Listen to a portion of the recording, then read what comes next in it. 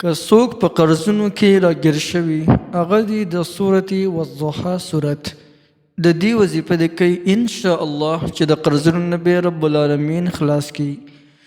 بسم الله الرحمن الرحیم. السلام علیکم ورحمت الله وبرکاته.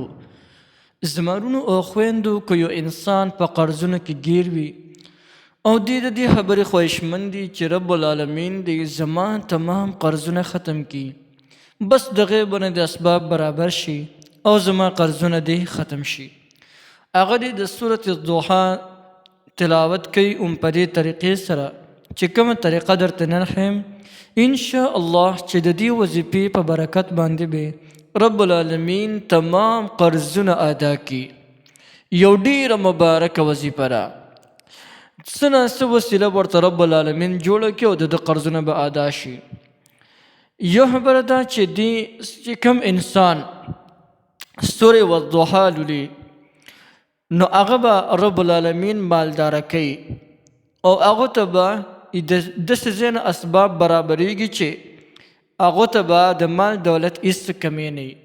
او بله خبره دا ده که یو انسان د قرض دپاره ولولي نو د قرض دپاره که دا وظیفه کوي نو رب العالمین به د قرضونه هم ادا کړي. ډیره زبردسته وظیفه ده. راځئ د وظیفې کولو طریقه درته ښیم. ډیره زیاته اسانه وظیفه ده. که یو انسان د قرض دپاره لولي نو هغه له پکار دی چې 5 واړه وخته لمونځ پابندۍ سره کوي او بیا د 5 واړه وخته لمونځونو نه پس یعنې د هر لمونځ نه پس ته 11 کرته وایي انشاءالله چې په ډېر لږ وخت کې به رب العالمین تمام قرضونه ادا کړي. چاهے که په ده باندې دا قرضونه د غرونو برابر ولې نه وي، داسې قرضونه چې د ده سټی بلکل راګیر کړی وي، لیکن که هغه دا وظیفه پابندۍ سره کوي نو انشاءالله چې دا د قرآن مجید یو ډیر مبارک صورت دی.